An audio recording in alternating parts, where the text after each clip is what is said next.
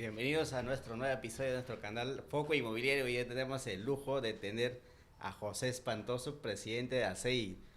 Vamos a tener este gusto porque queremos compartir un contenido de alta calidad con José desde su experiencia, de la trayectoria que tiene él.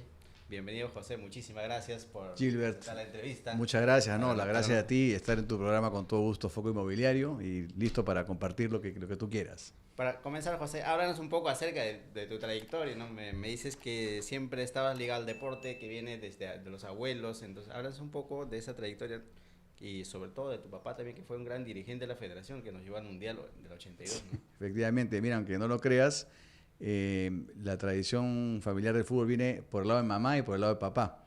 Por el lado de mi mamá, mi abuelo José Salom fue jugador de la U, y fue presidente de la Federación Peruana de Fútbol y también fue vicepresidente de la FIFA.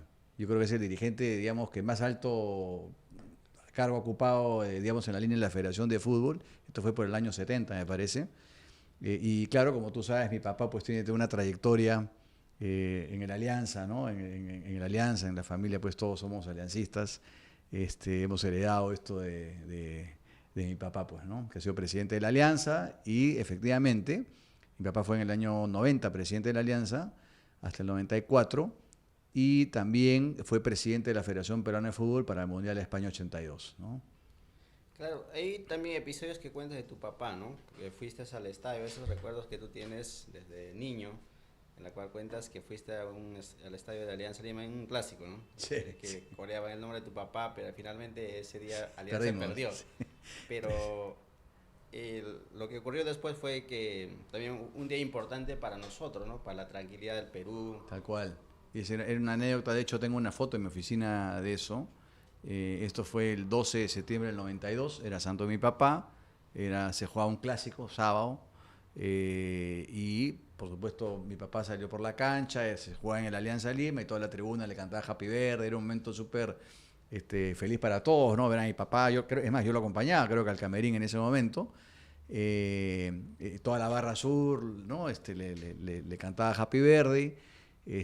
Bueno, y el partido no nos acompañó, perdimos, y cuando tú ganas eres héroe y cuando pierdes eres villano, pues, ¿no? Claro. Entonces, y todos estábamos molestos, me acuerdo, en la casa, y me acuerdo, pues, que en Letritas salía esta noticia que se habría capturado a Abimael Guzmán Reynoso, ¿no? Entonces, uno miraba porque decía Día de los Inocentes, ¿no? Qué raro, ¿no? Pero ya después salieron las noticias con la captura, y por supuesto fue un día, digamos, en nuestra generación.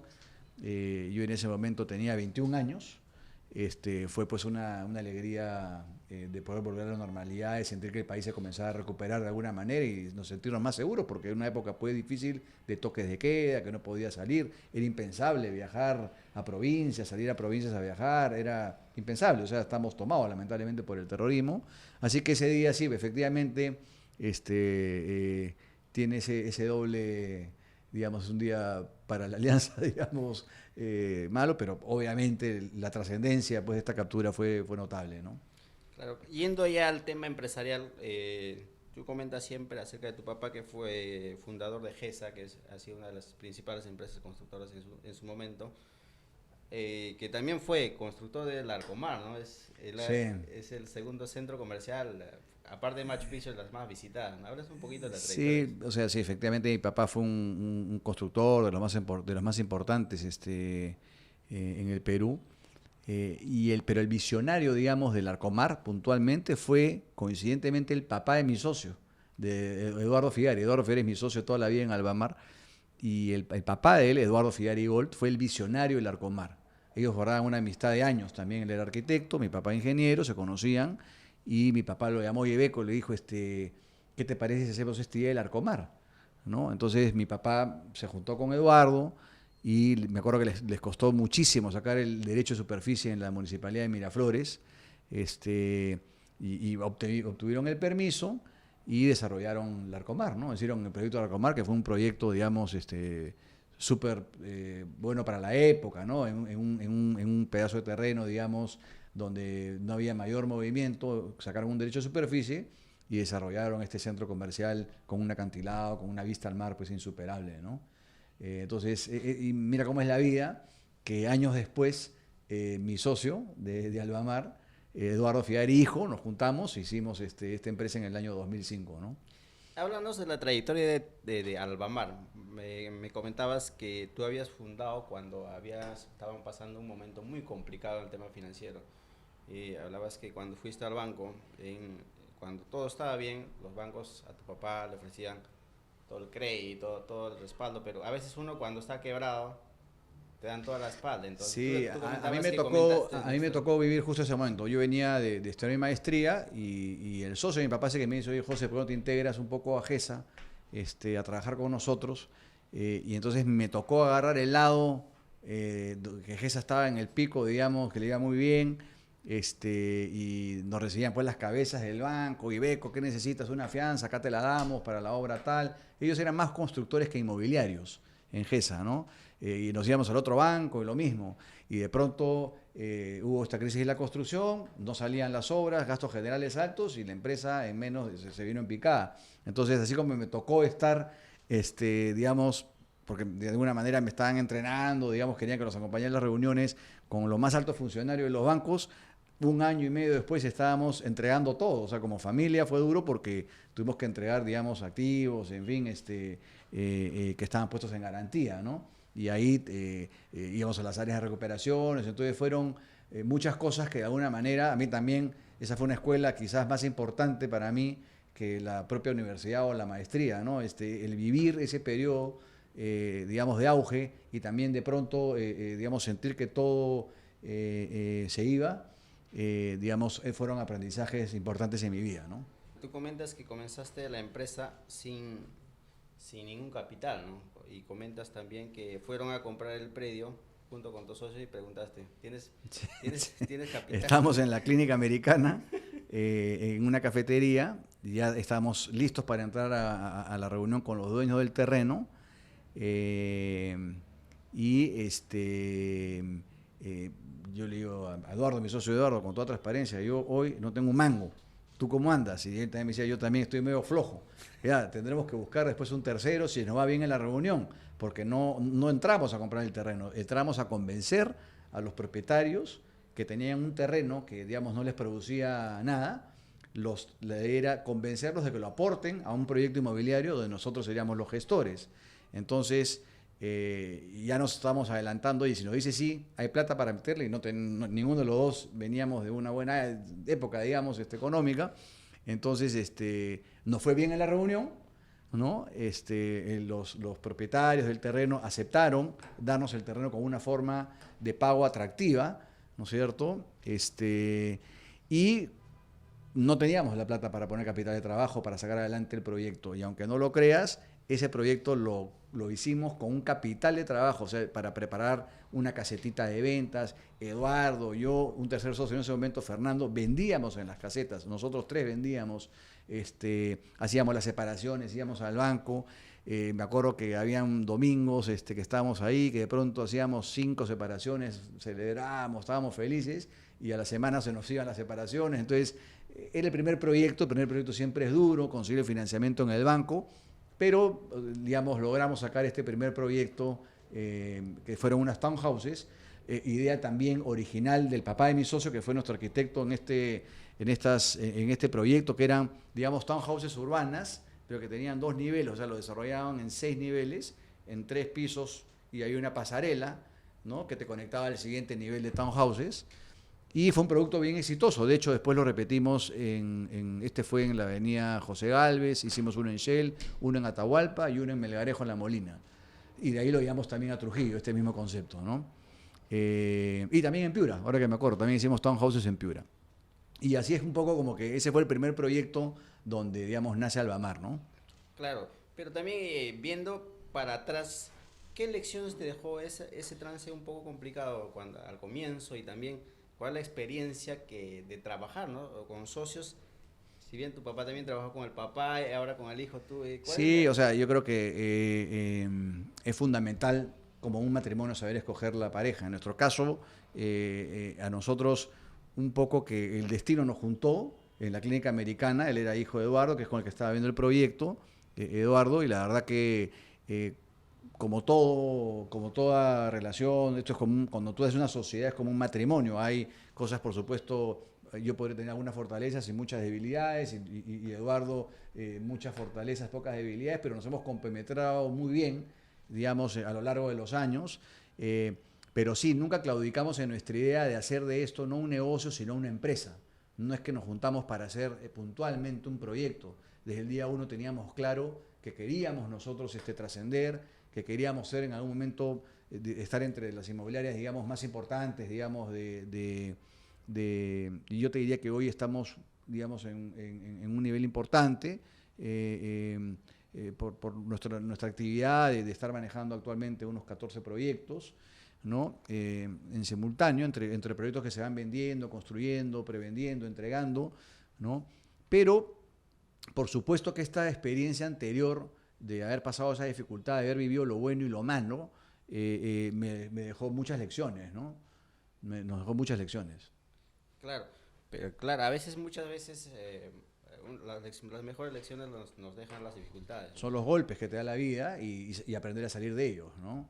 Y aprender sobre todo, o sea, no enterrarte por el golpe, sino aprender, sacar lo mejor de ese golpe y seguir para adelante, ¿no?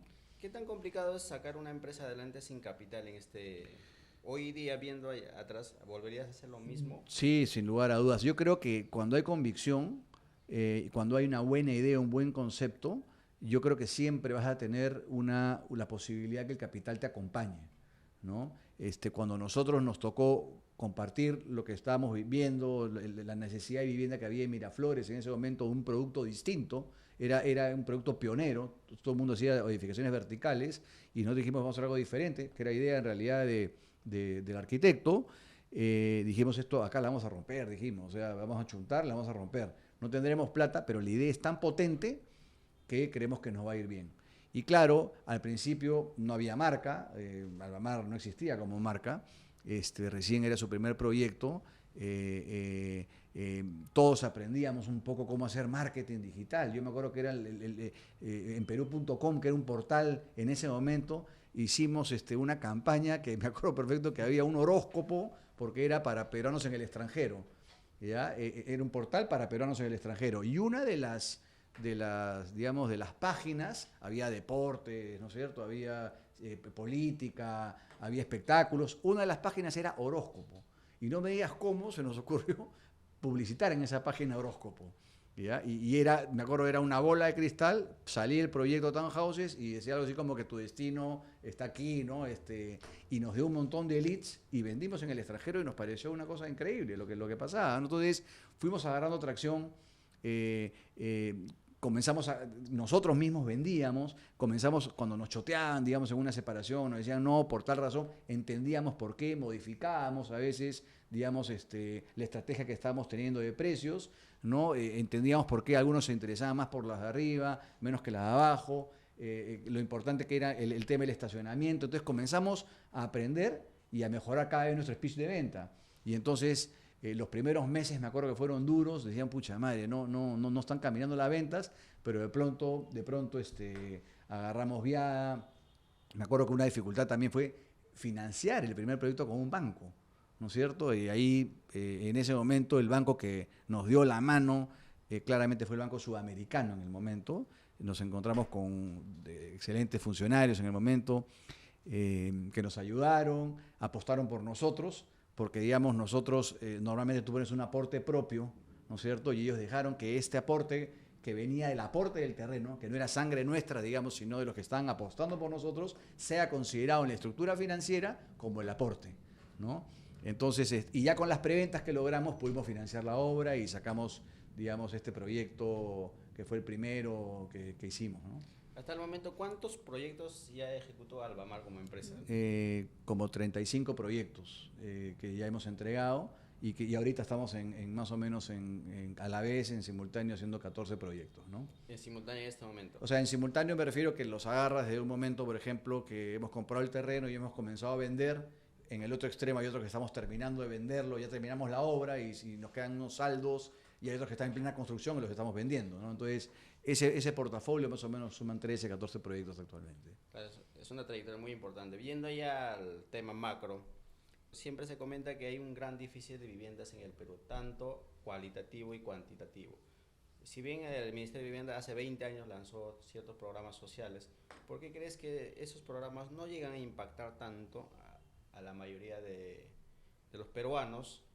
Porque falta viviendas. Totalmente, ¿no? Y quizás deberíamos poner el contexto. El contexto general que tenemos en el país es que hay un déficit de vivienda de 1.9 millones de viviendas que faltan en el país. Y estas se descomponen en dos, en un déficit cualitativo y un déficit cuantitativo. ¿Cuál es el cualitativo? ¿Qué significa el cualitativo? Son esas viviendas que lamentablemente vemos cuando sales del aeropuerto, te vas a la periferia de Lima, están en los cerros y que no tienen una calidad constructiva mínima, digamos, para poder soportar un sismo, que a veces la vemos de material, digamos, de esteras, y esto es un poco lo que se ve, no solamente en Lima. Tú el otro día, por temas del CAE, tuve que ir a Arequipa, fui a Arequipa y tú desde el avión ya ves que cómo la ciudad ha sido tomada por ocupaciones ilegales y todas están, digamos, son viviendas que no pueden catalogarse como vivienda. Ese es el déficit, digamos, cualitativo, 1.3 millones. Y de ahí hay un déficit cuantitativo, que son 600.000 viviendas. Ese es el déficit, digamos, de las personas que están necesitando una vivienda nueva, que tienen que salir de la casa donde actualmente viven por ahí 3 familias, él ya quiere independizarse con la esposa y están buscando una vivienda nueva. Esos son 600.000. Pero ¿qué pasa? Que al año el crecimiento vegetativo, o sea, la demanda se incrementa al año en 140.000 familias que demandan nuevas viviendas. Y los formales, o sea, los que estamos, digamos, los que producimos vivienda formal, ¿no? Sea por el programa Techo Propio, nuevo Crédito Mi Vivienda o vivienda tradicional, no hacemos más de 40.000, 45.000. Entonces, lejos de estar reduciendo el déficit, ¿correcto? El déficit aumenta. Entonces, ¿qué es lo que tenemos que hacer? Tenemos que explosionar el tema de los programas de vivienda de interés social, que es por supuesto donde más está el déficit y donde más hay que ayudar. Entonces, el Estado, desde el año, no ahorita, el programa de vivienda de interés social o el modelo que nosotros tenemos viene del año 98, o sea, empezó en los 90, ¿no? Y si tú, digamos, ves los números de lo que ha producido el modelo en general, ha impactado más o menos en 700.000 familias, que esos son más o menos 3 millones de peruanos, ¿no? Entonces no podemos decir que es un modelo malo. Lo que sí tenemos que decir es que eso es insuficiente, ¿no es cierto? No, este modelo todavía no ha sido capaz de bajar ese déficit habitacional. Y si seguimos en la misma ruta, como te decía, lejos de bajarlo, vamos a seguir incrementándolo, ¿no? ¿Qué es lo que faltaría para disminuir esa brecha tremenda que existe? Hay falta de políticas públicas, totalmente, falta de inversión. totalmente. O sea, y esto no es un tema de este gobierno, es un tema de una ausencia del Estado de años, ¿no es cierto? Y de hecho tenemos estudios que dicen que en los últimos 20 años el crecimiento de las ciudades, de las principales ciudades, el 93% de la ocupación del suelo ha sido de manera ilegal. Es decir, mucho producto de la mafia de tráfico de terrenos, ¿correcto? Que es la tercera mafia mal llamada en relevancia después de la minería ilegal y el narcotráfico. Después viene justamente el tráfico de terrenos. Entonces, este es un modelo perverso que no podemos seguir, digamos, fomentando. El Estado tiene que ser muy, muy fuerte y parar este modelo perverso. ¿Qué significa este modelo perverso? Que, por ejemplo, un señor en Chancay, en un sitio emblemático, agarra, ve un pedazo de tierra y dice, acá va a haber en algún momento futuro, entonces yo voy, invado, tizo el terreno y se lo vendo a un valor a las familias. Pero lo que está haciendo en ese momento ese señor está generando una brecha social.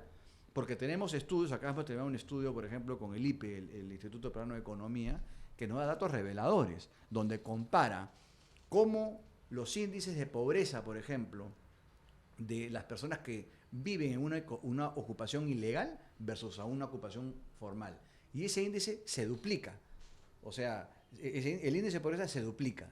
Por ejemplo, en salud, las enfermedades diarreicas de los niños que viven en ocupaciones ilegales, ¿no? Es el doble, o sea, hay doble número de enfermedades diarreicas que niños que viven en urbanizaciones formales, que es lo que nosotros promovemos. Las familias que se van a vivir estas, digamos, aprovechándose la necesidad de las familias que le venden con tiza estas tierras, se demoran Un tercio recibe recién agua y desagüe a los 10 años. Otro tercio entre los 10 y 20 años. Y hay otro tercio de estas familias que han ocupado suelos ilegales que la reciben después de 20 años.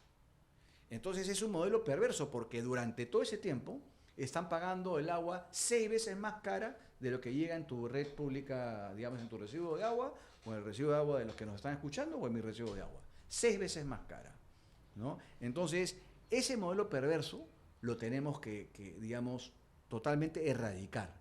¿Cómo se erradica? En primer lugar, tiene que haber una voluntad política, desde el más alto nivel, de decir, oiga, esto es intolerable, porque además, ¿qué es lo que termina sucediendo? Cuando estas personas ya ocuparon el terreno y hacen una casita en no buen estado, entonces tiene que venir la ayuda del Estado para mejorar la casa. Y eso es parte del programa, de los subsidios se van a mejorar la casa, que se llama el programa Techo Propio, Construcción en Sitio Propio, que es para mejorar el déficit cualitativo, para reducirlo. Cuando en realidad deberíamos estar atacando la producción de vivienda formal.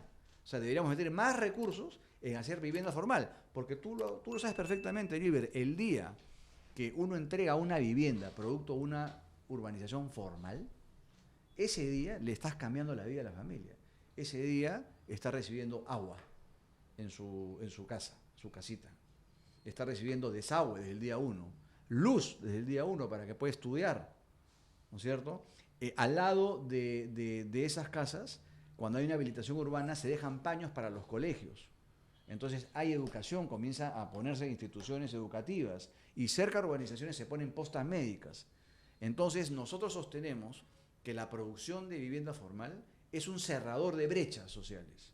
El Perú, tú lo sabes perfectamente, se habla de una pobreza monetaria, pero también se habla de una pobreza multidimensional, que es la más, digamos, la más lamentable. La pobreza multidimensional significa que se mide bajo 3 dimensiones: agua, saneamiento, educación y salud. Y en el Perú, un tercio, 1 de cada 3 peruanos, carece de una de estas 3. Entonces, por supuesto que nosotros creemos de que producir vivienda formal justamente ataca los 3 niveles de esta pobreza multidimensional. Porque, como te he explicado, desde el día 1 recibe saneamiento, educación y salud.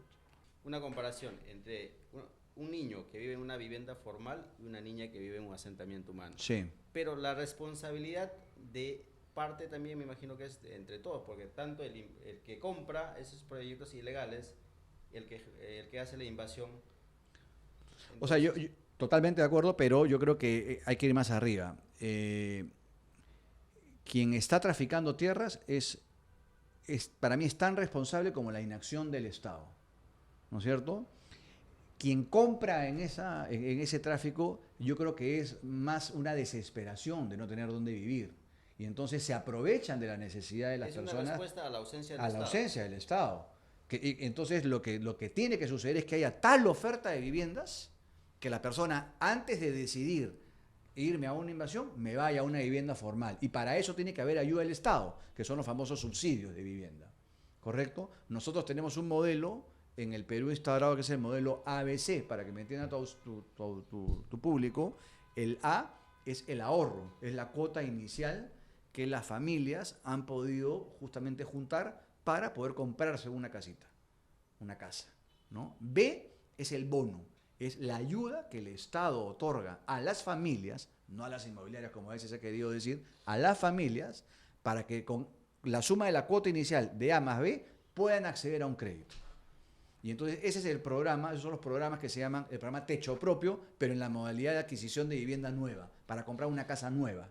Y también el nuevo crédito Mi Vivienda, que por rango, según los rangos de las casas, de los valores de las viviendas, pueden acceder a distintos tipos de subsidios. Pero ese es el modelo que tenemos acá. Entonces, tenemos que fomentar ese modelo. Tenemos que meterle mucho más subsidios, quintuplicar los subsidios, si realmente queremos producir el reto que tenemos de pasar de producir 45.000 viviendas para pasar a producir 200.000, para absorber los 140.000 que hablábamos año a año y 60.000 ir reduciendo en 10 años ese déficit cuantitativo de 600.000 viviendas. Pero ¿por qué el Estado tampoco no brinda mayor presupuesto a ese segmento? Pues si sabemos que el sector construcción, el sector inmobiliario es es el tercer generador del PBI, ¿no? A mí me encantaría tener esa respuesta y créeme que en el tiempo que tengo y cuando vamos a las autoridades le decimos la importancia de tener una política prioritaria de vivienda, al igual que la salud y la educación, por todo lo que hemos hablado, pero no la ven, no la ven. O sea, y no, ojo, no te hablo en el Ministerio de Vivienda, ojo, en el Ministerio de Vivienda sí tenemos, digamos,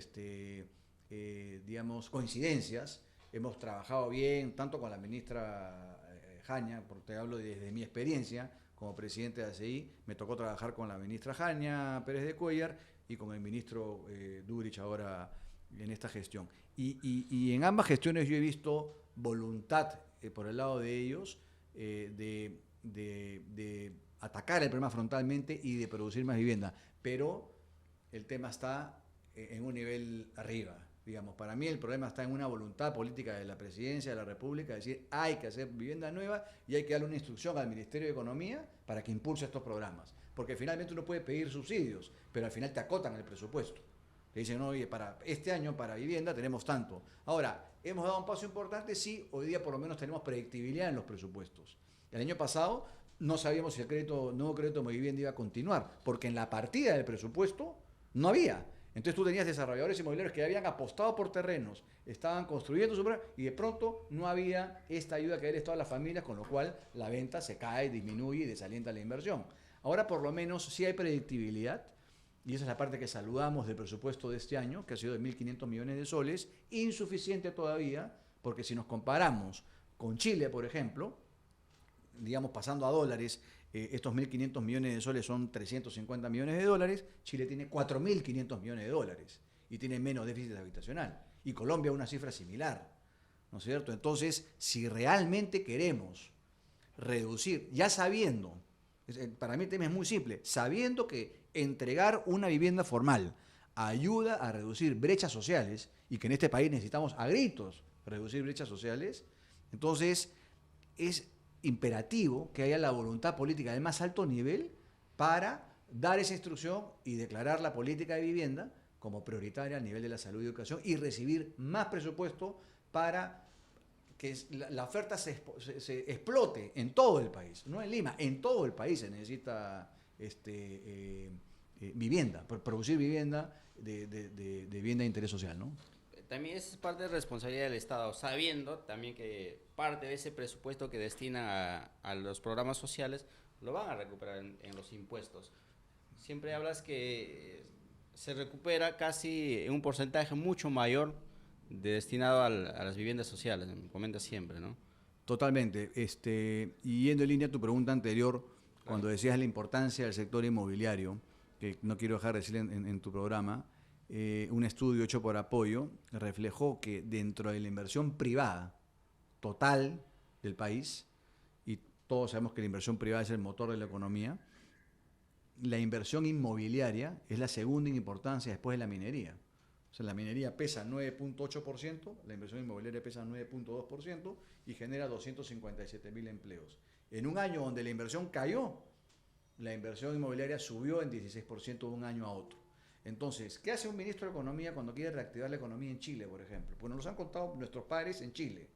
Y a veces hemos tenido también invitados a nuestros congresos que hacemos acá en el ACEI, que son congresos que hacemos en el ACEI, donde tenemos a todos los actores, digamos, de otros países, expertos, que nos cuenten experiencias. Trajimos a una arquitecta, Sandra Forero, de Colombia, o amigos también chilenos. ¿Qué hacen los ministros de Economía? Llaman al ministro de Vivienda, llaman a los gremios empresariales involucrados y dicen, ¿y cuánta plata necesitas? Porque es un reactivador de la economía. Yendo a tu tema, cuando el subsidio, el sol que ponen para un subsidio, para que una familia compre el programa Techo Propio, le regresa al Estado. En promedio, 1.65 veces. O sea, pones un sol y te regresa un sol 65. ¿Por qué? Por vía impuestos. Cuando haces una vivienda formal, hay que pagar impuesto a la renta, hay IGB de los materiales, hay impuesto a las alcabalas, hay impuestos propios de los trabajadores, los sueldos de los trabajadores. Entonces, todo eso se recupera a la hora que estás promoviendo vivienda en 1.65 veces. Pero además apalancas la economía en 14 veces. Eso la ven afuera, eso lo ven países vecinos. Por eso que impulsan y por eso que tienen estos programas y por eso que llegan a producir, como por ejemplo Colombia, llegó a producir 257.000 viviendas en un año. ¿Y por qué no replicar esas estadísticas acá en el Perú? Es lo que queremos, pero estamos lejos. Nuevamente, es voluntad política. No podemos, con 350 millones en subsidios no se puede hacer magia. Si no tenemos suelo público, un operador de suelo público, que ya la ley DUS manda que hay que hacerlo, y están haciendo los primeros pasos para generar suelo público, pero aún insuficiente, es muy difícil. Por ejemplo, nosotros los inmobiliarios no sabemos por dónde ve el agua. Entonces, yo hoy día si nosotros vamos a Sedapal hoy día, y decimos, señores Sedapal, ¿dónde están haciendo ustedes conexiones para, digamos, comprar los terrenos en esa zona o qué terrenos van a estar disponibles en los próximos años porque el agua va a llegar, ¿correcto?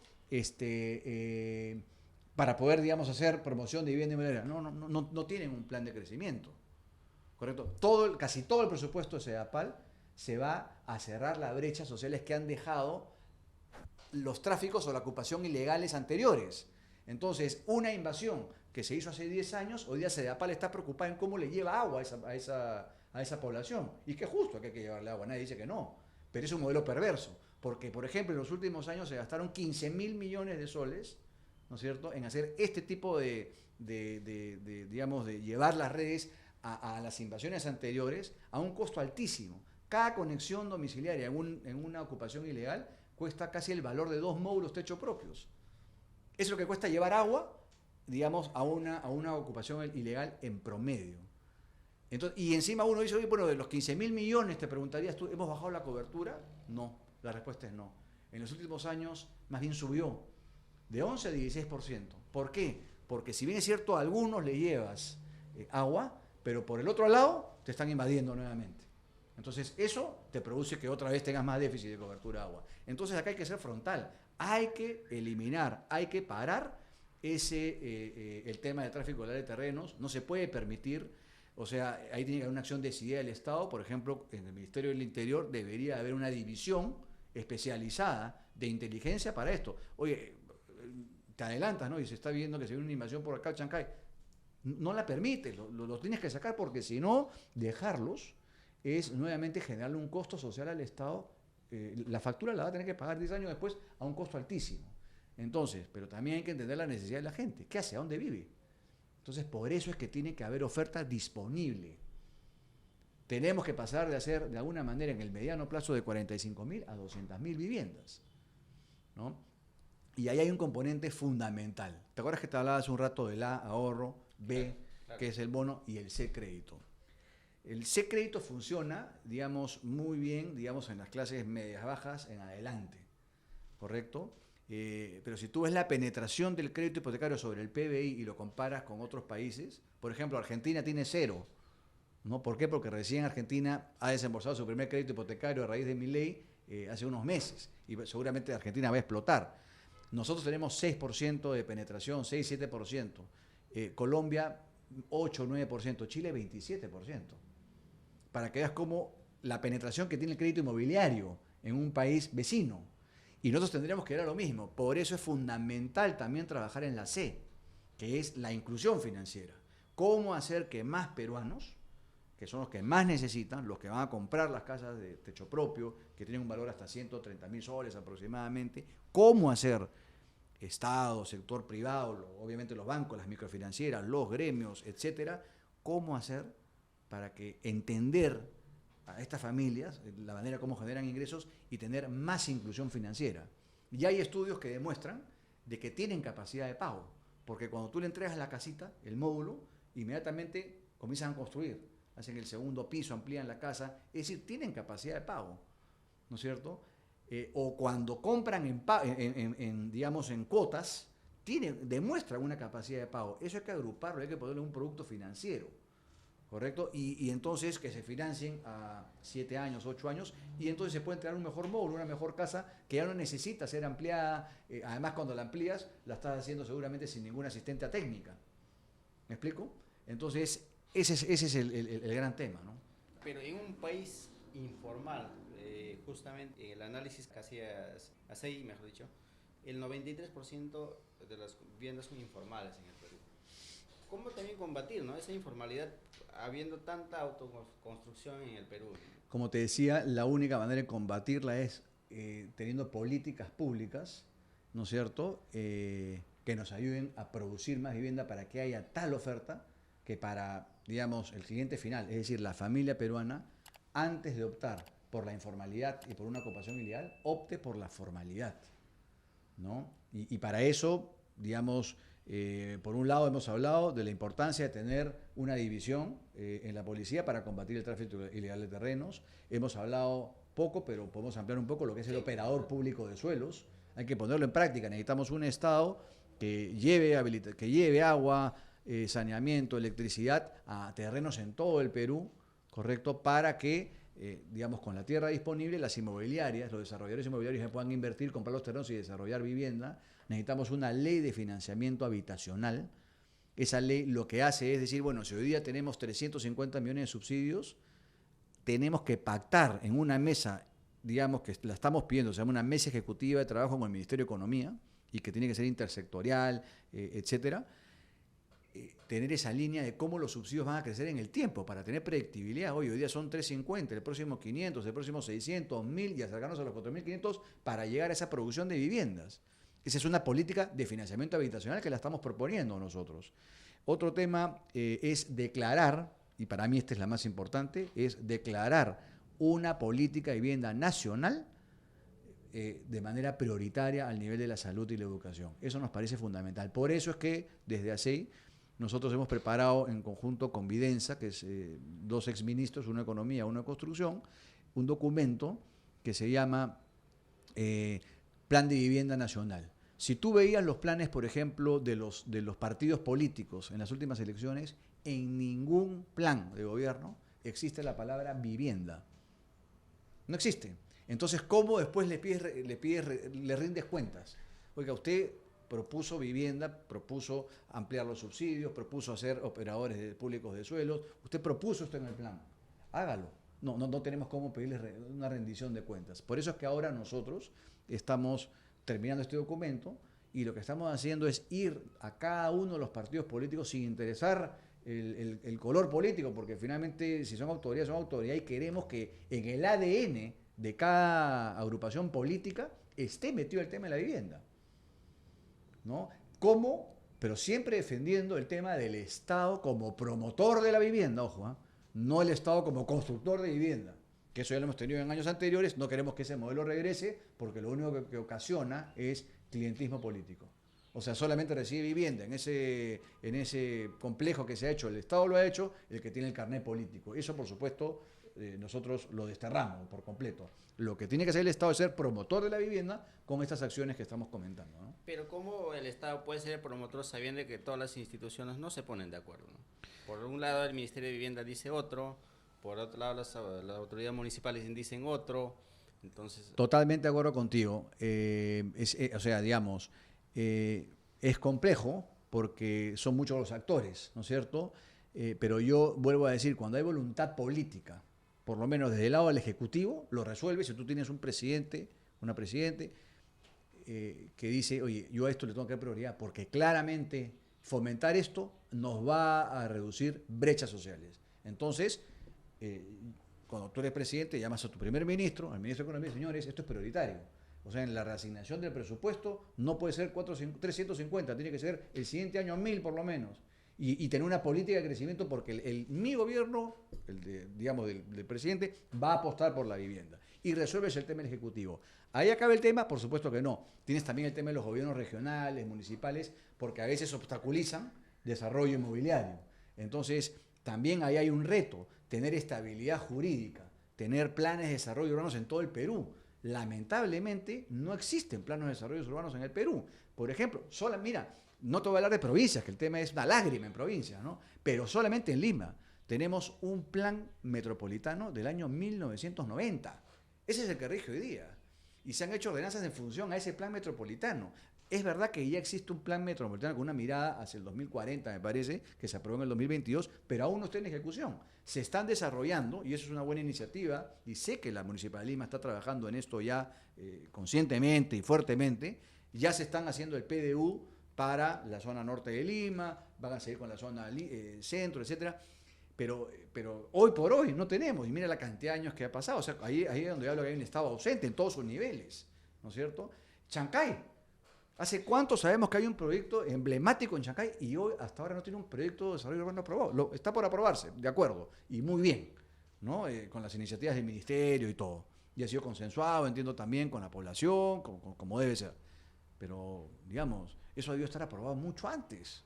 Claro, porque en Chancay y por lo menos hay unos 76 proyectos que se están ejecutando de forma formal e informal, porque muchos de ellos no están respetando los parámetros, no están respetando las áreas. ¿Cómo va a mejorar este PDU si ya está llegando tarde, ¿no? Los proyectos? Porque toman en consideración lo que, lamentablemente, lo que ya existe y define zonas, ¿no? Lo que hace un PDU es definir, oye, esta zona está pintada, por ejemplo, para ser industrial, por la cantidad, o logística, por todo el tema de almacenamiento que va a haber. Hay una zona industrial, porque mira que ya estamos viendo que Perú va a ensamblar autos aquí que vengan de China, ¿no es cierto? O sea, va a generar una industria. Hay una zona que dicen, bueno, si acá va a estar logística y acá está la industrial, por este lado podría estar toda la parte de desarrollo de vivienda, ¿no es cierto? Y se ponen pues las normativas, las alturas necesarias para que haya desarrollo inmobiliario. Acordémonos que cuando hablamos de inmobiliario no solamente hablamos de vivienda, hablamos de centros logísticos, hablamos, por ejemplo, de habilitaciones urbanas, hablamos, por supuesto, de vivienda, hablamos de centros comerciales, eso es parte del tema inmobiliario, hablamos de hoteles, es parte del tema inmobiliario. No es decir la explotación del hotel, sino la construcción del hotel para que después venga un operador y opere ese hotel. Eso es un tema inmobiliario. Entonces, todo eso forma parte de un planeamiento. Entonces, y Chancay, digamos, por la potencia del proyecto, está destinada a ser una ciudad súper importante, que además va a requerir conectividad importante y que todos sabemos lo que está pasando con respecto a la conectividad de Chancay, que todavía no está resuelta, en fin. O sea, son temas, pues, como tú dices, complejos, ¿no? Que ante un Estado ausente, ante un Estado o gobiernos, es muy complicado también poder gobernar cuando hay 6 gobiernos que no han durado más de un año, 6 presidentes en los últimos 6 años. Es complicado no tener una continuidad, una política que continúe, ¿no? Entonces, entonces, por supuesto que el tema es muy complejo, no es un tema que, y somos conscientes que se vaya a resolver de la noche a la mañana. Por eso que se necesitan políticas de Estado. Es decir, que cuando venga un gobernante X ya no pueda cambiar una política de vivienda. No, no, no, señor. Acá el déficit ya fue consensuado, es tantas viviendas y el país no puede parar, sea quien venga. Los subsidios tienen que continuar, el operador de suelos tiene que continuar. En fin, todo lo que, digamos, el financiamiento, ¿no? A las familias tiene que continuar, porque si no, no vamos a reducir. No vamos a reducir el déficit habitacional y con todas las cifras que trae de pobreza que hemos venido comentando en términos de salud, en términos de índice de pobreza, en términos de seguridad. Estas personas que, por ejemplo, ocupan terrenos ilícitos, ilegales, 1 de cada 5 ha sufrido un robo. Hay ausencia de la policía en esas zonas, ¿no es cierto? En transporte gastan el doble o el triple de lo que gastan en urbanizaciones formales. Entonces, por todos lados pagas la factura. ¿Por qué siempre el pobre o el de las personas de escasos recursos finalmente eso conlleva que terminen pagando más caro por los servicios? Todo, terminan pagando más caro el agua, el transporte, la inseguridad, los temas de las enfermedades, los servicios públicos, todo lo terminan pagando más caro y es increíble que justamente a la gente que más ayuda necesite. Entonces, el tema es muy simple, pues. ¿Cómo resolvemos esto? ¿Cómo resolvemos esto? O sea, si no queremos que por necesidad, aprovechándose de la necesidad de un señor que puso una tiza porque cree que el terreno es suyo y que además después al Estado le va a costar un montón de plata, es mucho más fácil entregar una oferta de vivienda para que el señor pueda escoger, hoy quiero vivir acá o acá, esta casa me vale 130.000, esta me vale soles, esta me vale 128.000 soles, esta está más cerca de mi puesto de trabajo, escoge una oferta. Entonces, ¿la puedo pagar? Bueno, tengo mi ahorro, que lo he logrado porque soy comerciante, por ejemplo, he logrado un ahorro de 10.000 soles, tengo el bono, en el caso de techo propio es 44.000 soles que me puede ayudar, ya voy 55.000 y la casa me vale 90.000 soles. Me tengo que financiar por la diferencia. Y ahí tienen que estar las instituciones financieras que han entendido este mercado para darles un producto, ¿no es cierto? Entonces ahí cierras el círculo y entonces ahí exponenciamos la producción de vivienda y la absorción también. Entonces ahí sí comenzamos a decir, bueno, es que estamos tranquilos porque las cosas las estamos haciendo medianamente bien, ya estamos produciendo 200.000 viviendas que se absorben, entonces 140.000 las van absorbiendo los nuevos hogares y 60.000 vamos amortizando, vamos bajando este déficit cuantitativo. Bajo ese ritmo de viviendas, ¿en cuántos años usted cree que podemos bajar esa brecha que hay de viviendas en el Perú? Yo creo que no antes de 10 años, siempre y cuando se quintupliquen los subsidios, ¿no es cierto? O sea, que tengamos una política habitacional, de financiamiento habitacional, que vaya de la mano a la producción que se puede ir haciendo año a año, ¿no es cierto? Y esos son estudios que tenemos con apoyo, que los hemos compartido con el Ministerio, pero no es antes de 10 años, pero para eso necesitas, digamos, nuevamente, sobre que insistas mucho en esta palabra, pero es voluntad política. Sin eso es imposible. No, de nada sirve tener un ministro de vivienda alineado y un ministro de economía desalineado, que no cree en la vivienda. De nada sirve tener, o al revés, peor todavía, pues, ¿no? Pero digamos, y en esa línea tiene que estar alineado el Ministerio de Vivienda, tiene que estar, que sí está alineado, nos consta de que sí están trabajando en impulsar estos programas, digamos, en tener, digamos, también el tema del operador público de suelos, hay iniciativas ya que se están dando, etcétera. Pero ese mismo alineamiento no se ve en el Ministerio de Economía, no se ve en el Premierato y no se ve en la Presidencia. Claro, porque la vez pasada una arquitecta me comentaba, lo que pasa es que tenemos brechas de vivienda porque los planes de gobierno están supeditados a las autoridades de turno, ¿no? Me decían, ¿no? ¿Por qué no hacemos un plan general a largo plazo? Totalmente, eso es justamente lo que estamos hablando, es justamente eso, tiene que ser a largo plazo.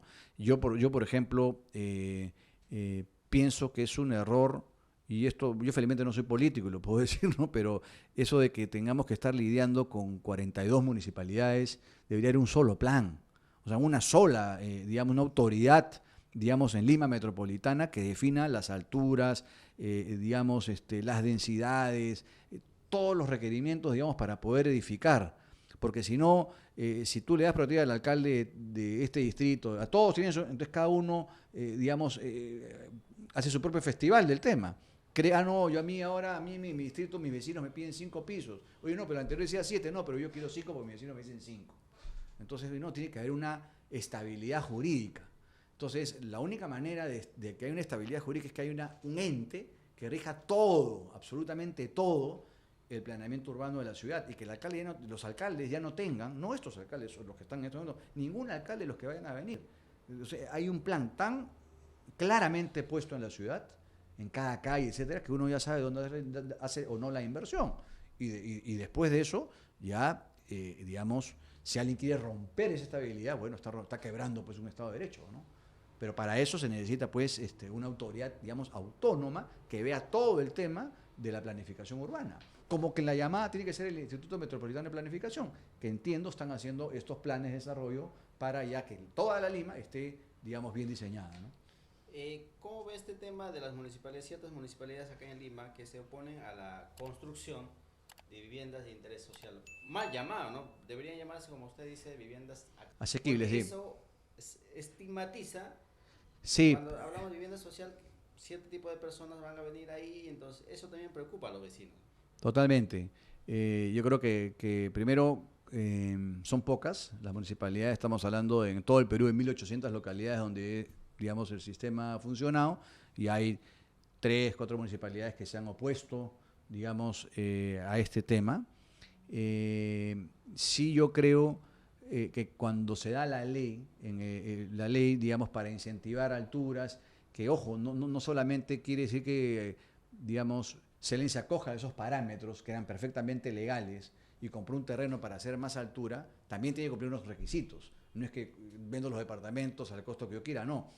Porque lo que esta ley en 2018 decía es que le voy a dar facilidades para construir más, pero tiene que cumplir las inmobiliarias requisitos para ayudar a cerrar brecha habitacional. Entonces, por eso es una ley que fomenta el cierre de déficit habitacional.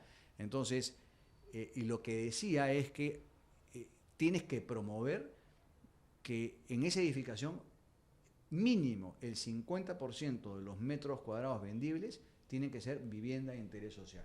¿Y qué es vivienda de interés social? Es aquella vivienda promovida por el Estado y que tiene que estar en unos valores, cuyo máximo valor es 479.000 soles. no como algunos alcaldes salían en televisión y decían que el valor máximo era 130.000. Entonces decían, ¿ustedes creen que en este edificio va a haber una vivienda de 130.000? Obviamente que no era el valor máximo. El valor máximo era 479.000. Y las inmobiliarias tienen que estar, por supuesto, cumpliendo, así como se facilitó esta ley para lograr más alturas, para lograr más constructibilidad y bajar de una manera la incidencia del suelo y las personas puedan acceder a una vivienda. Entonces, de la misma manera tienen que cumplir con esos requisitos. Entonces, por supuesto que toda ley tiene posibilidades de mejoras. Yo sí pienso que ese tramo, ese último tramo, que era el del conflicto, el tramo hasta 479.000 soles, no se debió llamar vivienda de interés social. Se debió llamar vivienda asequible. Claro. Pero yendo al fondo del tema, porque no nos podemos quedar en una palabra, sino hay que ir al fondo del tema. Yo me preguntaba, y esto lo decía en las entrevistas, a mí me parecería mal, por ejemplo, que una pareja que hoy día vive en Independencia, y que ambos trabajan en el Centro Financiero de San Isidro, y que se demoran 2 horas, porque eso es lo que se demoran en llegar de ida y de vuelta. 4 horas de su tiempo se va en transporte. Entonces yo digo, está mal que hayan leyes que promuevan que digamos que los trabajadores estén más cerca a su lugar de trabajo, las familias estén más cerca al lugar de trabajo y que puedan acceder a un departamento en la Javier Prado, frente al centro financiero, de 430.000 soles, si ambos lo pueden pagar. Yo digo, por supuesto que no, está bien. Ahora, ese producto recibe subsidio, la B de bono del Estado no recibe nada. Ese tramo no recibe nada. Lo único que se ha hecho es darle acceso para abaratar la tierra y para que puedan acceder a eso. Entonces, por supuesto que acá no puede haber discriminación, pues, ni en Miraflores, ni en San Isidro, ni en ningún lado. Amparado en la residencialidad.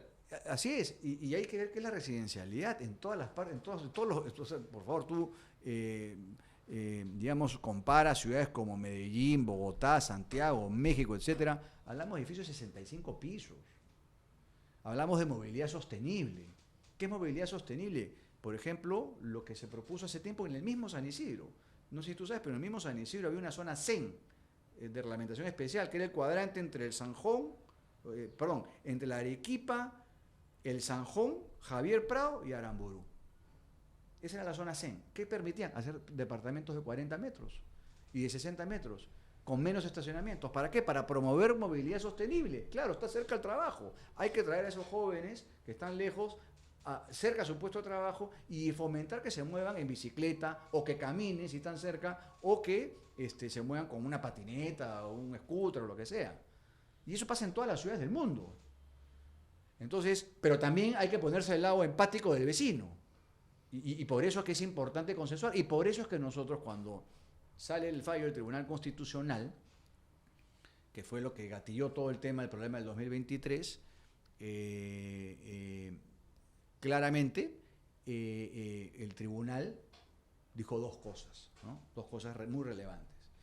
La primera era sellar las competencias, pues es una demanda competencial, o sea, ¿qué le compete a las municipalidades? ¿Qué le compete al Ministerio de Vivienda?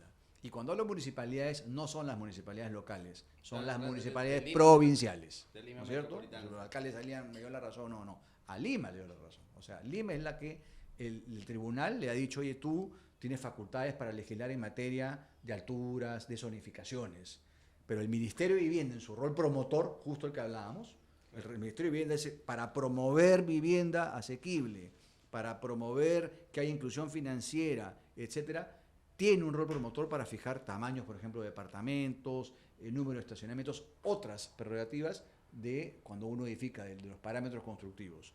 Por un lado, sé esas competencias, y todos estamos de acuerdo y todos hemos dicho vamos a aceptarlas. Y por otro lado, dice también hacia atrás.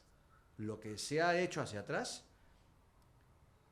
es revisable caso por caso, pero sin afectar a los terceros. ¿A quién de final? Por ejemplo, si un proyecto ya está en construcción, se aprobó con las leyes vigentes del momento, no puede venir un alcalde y decir, no, a mí no me gusta la altura. No, señor. En ese momento, cuando se aprobó el proyecto, se compró el terreno, que 2 años antes de su gestión, se aprobó. Y no lo aprueba la municipalidad, que es otra cosa que hay que explicarla bien, ¿no? no es que lo aprueba la municipalidad. Cuando uno aprueba un proyecto, y vas por la vía de la municipalidad, porque también puedes ir por la vía de los revisores urbanos, claro. Aquí después hablamos de revisores urbanos, claro. Pero cuando tú vas por la municipalidad lo único que hace es prestar un espacio dentro de la municipalidad. Pero los que sesionan son arquitectos, es una colegiatura para aprobar un proyecto, donde van 2 arquitectos nombrados por el colegio de arquitectos, y en esa comisión participa un funcionario de la municipalidad que puede ser el gerente de desarrollo urbano. Pero si por mayoría gana un profesional que está poniendo su nombre, el prestigio, ve la ley y dice sí, puede ser a esta altura, no es la municipalidad la que aprueba. La municipalidad lo único que hace es un acto administrativo, después que pasas por todas las instancias de aprobar arquitecturas, sanitarias, eléctricas, estructuras, todas las especialidades, ¿no? Te emite un ITF para que te den tu licencia de construcción. Entonces, la municipalidad es la que te da la licencia de construcción, pero producto de todo un proceso anterior. Administrativamente te la tiene que emitir porque todas estas colegiaturas, que son arquitectos al principio y después ingenieros nombrados por el colegio de ingenieros, que te aprueban el proyecto, entonces tú sacas tu licencia de construcción. ¿No es cierto? Entonces, eso es en la manera como tú apruebas el proyecto. Entonces, toda esa estabilidad jurídica que tuvieron las inmobiliarias no se pueden parar. Entonces, el Tribunal Constitucional dice hay que revisar el caso por caso.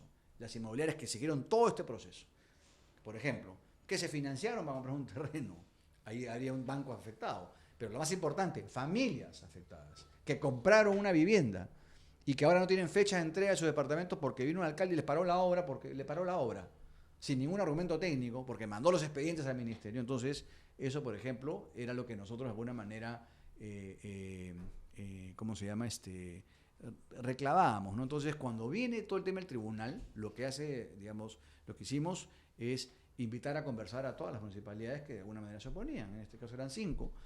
Nos juntamos con Surco, nos juntamos con San Borja, se fueron solucionando los temas uno a uno, los proyectos más emblemáticos que más molestaban a la comunidad, y se hicieron concesiones mutuas. Oye, no tanta altura, reduzco un poco de pisos, la municipalidad aceptaba un poco más de pisos, entonces llegaron a acuerdos. Y yo creo que así se trabajó bien en San Borja Surco. No nos sucedió lo mismo en Miraflores, que tuvimos reuniones, en San Isidro nunca nos recibieron. Pero, ¿qué quiero rescatar de todo esto? Que yo creo que el Ministerio de Vivienda está actuando muy bien en este tema, ¿no? ¿Por qué? Porque se ha puesto en el medio y está juntando a las municipalidades con los mismos desarrolladores. Y está viendo, oye, si es que hubo un vicio en el expediente, que hasta ahora que yo sepa no se encuentra, ¿no es cierto? Obviamente lo tendría que observar. Pero lo que está haciendo la municipalidad, me parece de una manera acertada, el ministerio, de una manera acertada, es juntando a las partes para llegar, digamos, a una solución, digamos, vamos a decir, práctica, justa para todos los involucrados, ¿no? Claro, porque eso es un trabajo articulado, ¿no? Por ejemplo, tú comentabas que ciertas municipalidades algunas veces te han manifestado que primero paga para que sigas continuando con la obra, ¿no? Porque tú decías, hay un tufillo de extorsión. He hablado con muchos desarrolladores, empresarios, me dicen, ellos prefieren trabajar su planeamiento, su estructura con los revisores urbanos, porque entienden que las municipalidades, más que técnico, muchas veces termina siendo un aspecto político. Mira, hay que entender los revisores urbanos. Lo primero que yo tengo que decir sobre esto es que los revisores urbanos no es una modalidad que se ha inventado en el Perú. Esto existe en Colombia, en México, en España, en Chile se llaman intendentes, en otros curadores, en otros revisores, etcétera, ¿no? Uno, para ser revisor urbano, tiene que pasar una capacitación en el Ministerio de Vivienda. Y el profesional que es un revisor urbano, que también, al igual como la municipalidad presta un espacio, esto lo pueden hacer desde su casa, digamos, desde una oficina, no necesariamente en la municipalidad, pero digamos el esquema es lo mismo, es una colegiatura la que está poniendo su nombre, su prestigio, que pueden ser demandados civil y penalmente si es que hacen algo en contra de la ley. Por ejemplo, si un revisor urbano en un expediente, digamos, en una calle que te permite 7 pisos, le aprueba la inmobiliaria 9 pisos, porque se la quiere aprobar, ¿no? Digamos, hay algo que suena mal, ese supervisor urbano pues va a ser súper sancionado, su prestigio se va al diablo, digamos, no va a poder operar nunca más. Entonces están poniendo de alguna manera, como lo hacen también los mismos arquitectos que van a la municipalidad a aprobar, son revisores urbanos otros que han optado por el tema de revisor urbano. Entonces, los desarrolladores tienen la opción de aprobar, de meter el expediente vía la municipalidad, en el proceso que te he contado, o ir por los revisores urbanos. Ahora, ¿cuántos expedientes hay observados y que han sido, digamos, realmente hoy acá había una negligencia del supervisor? Yo no conozco ninguno, la verdad. Ninguno. ¿No? Y tú lo puedes preguntar en el Ministerio de Vivienda. O sea, que un revisor haya dicho, oye, no, acá un tufillo de que yo he tenido para hacer 10 y ahora le apruebo 20, sin ninguna ley que me avale, no hay.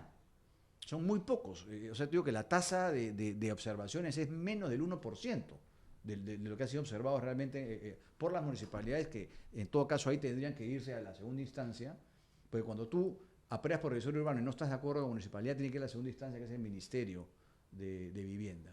Cuando, por ejemplo, una municipalidad en Lima no está de acuerdo con el fallo, puede irse a la segunda instancia, que es la municipalidad provincial, ¿no?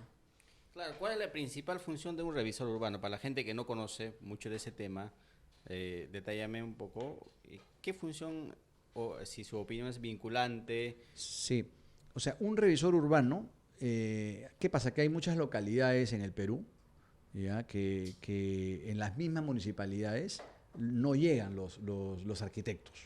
Entonces, para agilizar los trámites, digamos, en el Perú, en un estudio de Doing Business en Perú, salía que una licencia en construcción se demoraba cerca de 180 días, 210 días en obtenerse.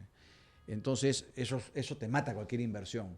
Entonces, la idea del revisor urbano es hacer más ágil este proceso en todo el Perú, en todo el Perú. ¿Qué es lo que hace un revisor urbano? Es agarrarles los planos que propone el desarrollador inmobiliario con su arquitecto y ver que todo lo que se piensa diseñar en cuanto a tamaño de departamento, altura de la edificación, digamos, el área libre, el número de la dotación de estacionamientos, que todo esté bajo regla, que esté bajo los parámetros urbanísticos para lo cual compró el terreno y va a hacer esa edificación. Entonces, esa es la responsabilidad del revisor, poner su firma diciendo lo que me estás proponiendo para construir está de acuerdo a los planos, que están de acuerdo a los parámetros urbanísticos. Ese es lo que hace el revisor urbano en el área de arquitectura. Después, ese mismo expediente, que no solamente es arquitectura, sino que también tiene, por ejemplo, estudios de suelos, tiene todo el estudio de estructuras, para en cuanto si hay un sismo, digamos, el edificio sea sismo resistente. Ya entra otra colegiatura, que son los ingenieros de estructuras, que revisan los planos de estructuras, ya no los de arquitectura, los planos de estructuras, y ven de que la cimentación, la cantidad de fierro, la cantidad de concreto del edificio sea la que manda, según los estudios, correctas, para que el edificio se comporte ante un problema de un sismo, por ejemplo. Después pasa por las instalaciones sanitarias y eléctricas, que también lo hacen ingenieros especialistas en sanitario o eléctrica, y lo revisan revisores, ingenieros, puestos por el Colegio de Ingenieros, que son especialistas para ver lo mismo, que cumplan las normativas, los planos con los cuales se va a construir, cumplan con las normativas.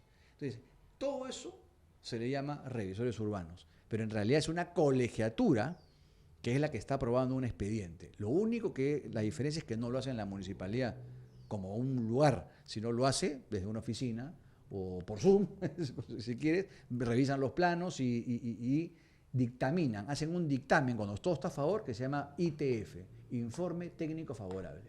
Con ese informe técnico favorable uno ya va a la municipalidad y la municipalidad le emite la licencia de construcción. Claro, tiene que ser un ente completamente independiente. Independiente, totalmente independiente. ¿Qué pasa si habría un conflicto de intereses?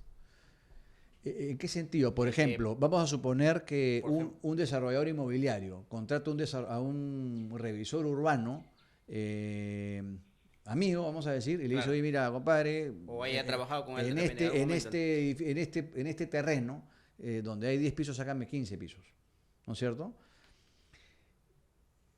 Primero que estaría en un gran problema, no solamente el arquitecto, tendría que estar confabulados el arquitecto, el ingeniero 1, 2, 3, sanitario, eléctrico, porque todos los planos se van realizando de manera conjunta, ¿no es cierto? Pero por último, la municipalidad con ese ITF sí puede ir a la segunda instancia, que es el Ministerio de Vivienda. Dice, oye, acá hay algo raro, acá el parámetro dice 10 y esto me huele mal, le han dado 15. La municipalidad ve ese ITF, que es el informe técnico favorable, y dice, oye, acá donde dice 10, me van a dar 15 pisos, estoy exagerando. Entonces, no, yo no te voy a dar la licencia, le dice. Me voy a pelear contigo en la segunda instancia, que es el Ministerio de Vivienda. Entonces, ese expediente llega al Ministerio de Vivienda y ven una cosa tan descarada como la que tú me dices, y el Ministerio de Vivienda obviamente va a decir, este proyecto no va, le doy la razón a la municipalidad y no va más. Y sanciona al revisor urbano, y entonces eso es lo que pasaría.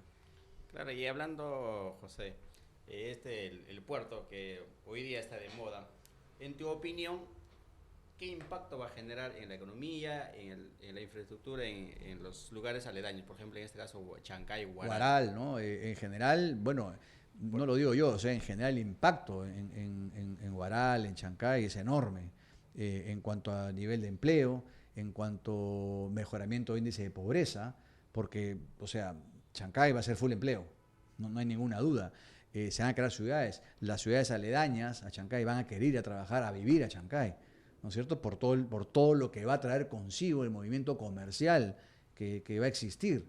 Entonces, por supuesto, como muchos dicen, Chancay, queremos que sea como Shanghái en China, pues, ¿no? Que es una ciudad potente comercialmente y que es un desarrollo impresionante, los edificios enormes que se ven, los centros logísticos, etcétera. Entonces, por supuesto que lo que yo veo es una gran noticia, creo que para el país en general, y además me parece a mí increíble que exista una ciudad que no solamente siempre estemos mirando Lima, que hay una ciudad súper importante que pueda ser Chancay también, o sea, Lima, me refiero a Lima metropolitana, sino que ya salgamos un poco más y existan ciudades de primer nivel, como podría ser realmente Chancay. Chancay, si es que las cosas se hacen bien, puede ser una ciudad, la segunda ciudad, digamos, el distrito más importante en el país, ¿no? Hoy en día mucho se promociona, ¿no? Que a los inversionistas Chancay va a ser como una metrópoli. ¿Tú crees que va a llegar a ese nivel en lo que es un desarrollo de infraestructura como ciudad? Yo creo que, o sea, digamos, Chancay, Huaral, yo creo que tienen todo el potencial por el movimiento que tienen para ser una ciudad súper importante. No sé si una metrópoli, ¿ya? Pero sí una ciudad muy, muy importante, con la inversión que va a haber ahí de mejorar todo el tema de los servicios y la infraestructura que tiene que haber para que pueda subsistir todo este desarrollo económico. La verdad que yo creo que va a ser algo súper potente, ¿no? Claro, ¿qué es lo que recomendarías a esos inversionistas que hoy día quieren invertir en la zona, ¿no? ¿Qué es lo que tienen que evaluar? O sea, como siempre, tienen que ir primero, esperar que haya un PDU aprobado, un planeamiento de desarrollo urbano, que es lo que te va a dar estabilidad jurídica para que lo que quieras hacer después.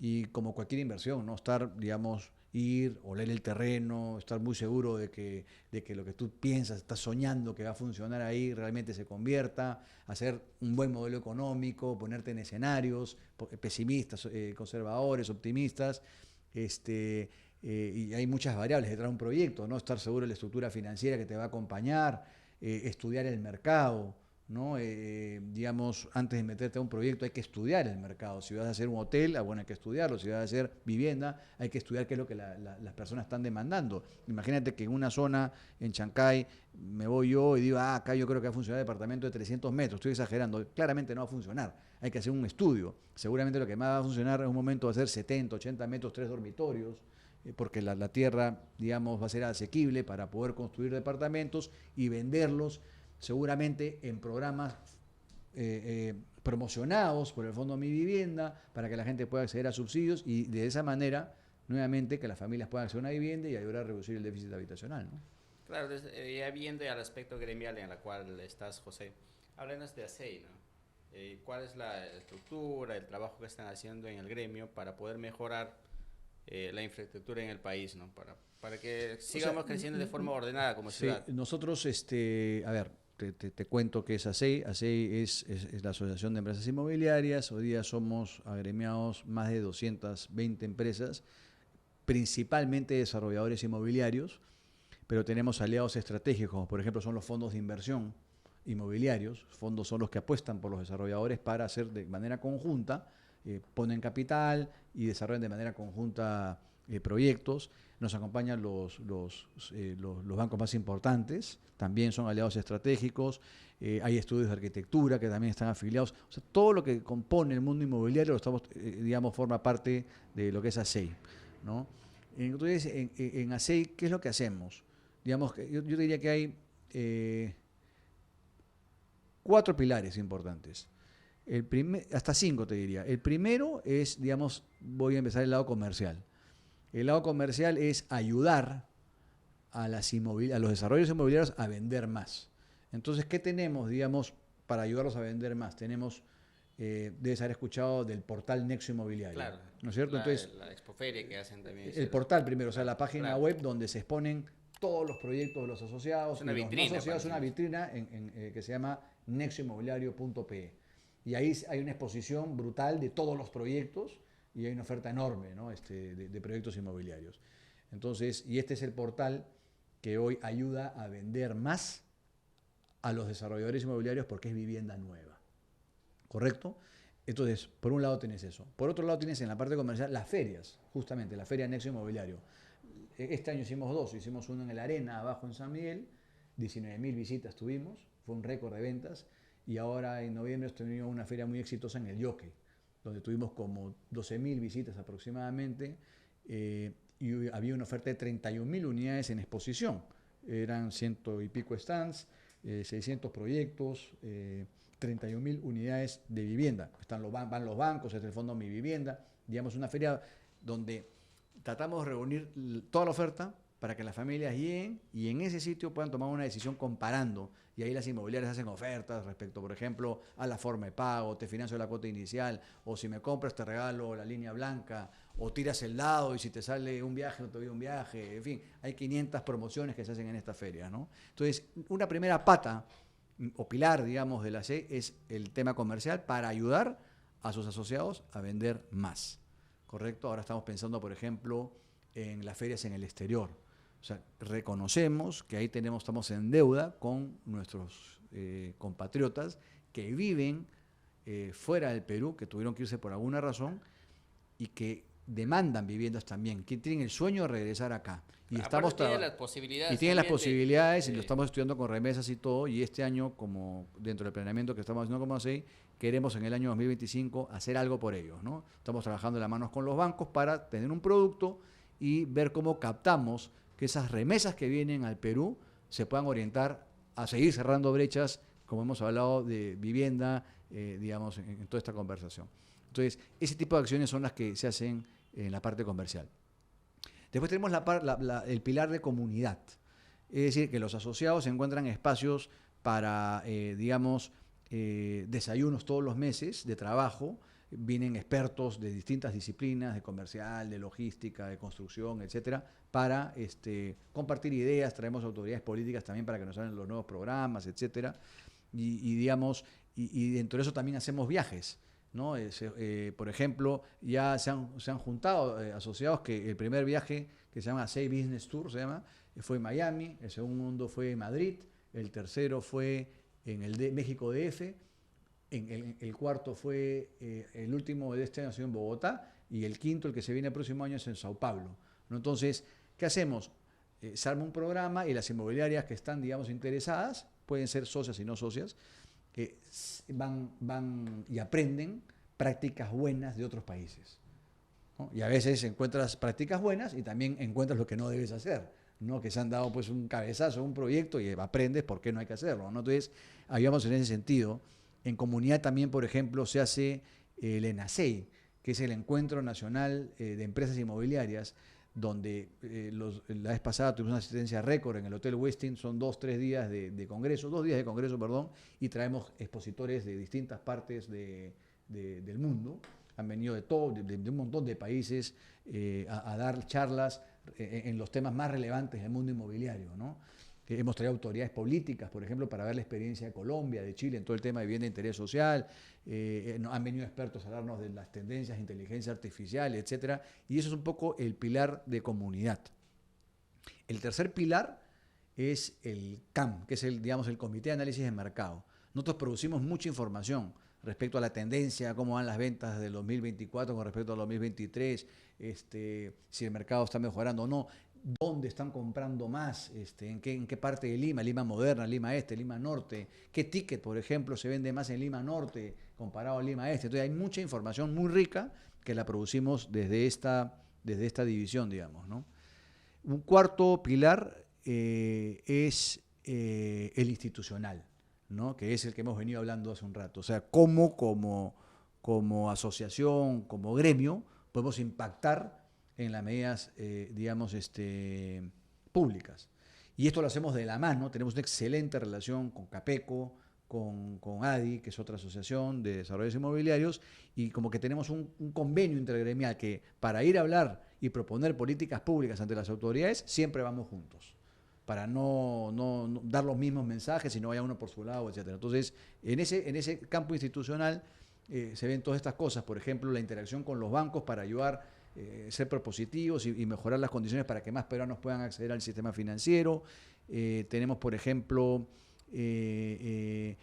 las reuniones con el ministro, tenemos una agenda que hacemos seguimiento a los temas para justamente promover más vivienda, interés social, con el fondo Mi Vivienda, tenemos reuniones a cada rato, digamos una vez al mes, perdóname, también manejamos una agenda, y después, por ejemplo, temas de interés como por ejemplo Sedapal o Enel, todo el tema de servicios públicos en provincias, eso es todo un mundo. Sabemos que las empresas están quebradas en provincias, las quedan sin saneamiento, es un tema terrible pues por todo el tema que hemos hablado del seguimiento del agua. Entonces, todos esos temas institucionales se ven en ese pilar que se llama división institucional. Y la quinta es una súper importante que es EIP, que es Empresarios Inmobiliarios por el Perú. Que esta es una iniciativa donde estamos también los tres gremios y lo que estamos haciendo es impactar digamos, en dos ejes, vamos a decirlo así. Uno es con los hijos de los obreros de nuestras construcciones inmobiliarias. Entonces, hicimos algunas encuestas donde estudiaban estos chicos y en estos sitios donde estudian hemos llevado agua, o sea, saneamiento, lavamanos. Porque estos chicos a veces en esos colegios no tienen ni siquiera un sitio para lavarse las manos. Y en ese sentido hemos impactado ya como que 18 o 19 colegios que salen de las donaciones que hacen los desarrolladores inmobiliarios productos de las ventas que hagan en las ferias. Es decir, si una inmobiliaria que participó en la feria Nexo Inmobiliario hizo 30 separaciones y convirtió 30 minutos de venta, por cada minuta hace una donación. Y todo ese conjunto se va un poco a estos colegios. Y entonces, este eje de los colegios con los niños, también ahora lo estamos llevando a los padres de familia, los profesores, también para hacer charlas de capacitación, para que entiendan, y por eso son importantísimos programas como los tuyos, para difundir el modelo, para que sepan que ellos como peruanos, si es que no tienen una vivienda, tienen todo el derecho de ir y pedir su bono en el proyecto que más les guste y hay que calificar a una institución financiera. Y hay una gama de proyectos que, como hemos hablado, van desde 66.000 soles hasta 479.000 soles, ¿no? Pero tienen esa posibilidad, perdón, el bono hasta 366, pero el rango va hasta 479. Pero enseñarles, oye, que existe este programa del Fondo Mi Vivienda, que pueden participar, que un obrero también puede comprar una casa y estamos fomentando. Es un eje de EIP, de Empresarios Inmobiliarios por el Perú. El siguiente eje es un poco el impacto que causamos las inmobiliarias en la ciudad. Tenemos que reconocer que no somos los mejores del barrio, pues, ¿no? No nos quieren porque rompemos pistas, porque hacemos bulla. Entonces, lo que estamos tratando es hacer pilotos en ciertas municipalidades. De hecho, ya tenemos con alguna municipalidad un acuerdo, todavía me quiero reservar el nombre, pero para decirle alcalde o alcaldesa, digamos, en estas 3 cuadras se están haciendo 3, 4 proyectos inmobiliarios. ¿Qué necesitan? Cámaras de seguridad, mejoramiento de parque, serenazgo. ¿Cómo podemos ayudar?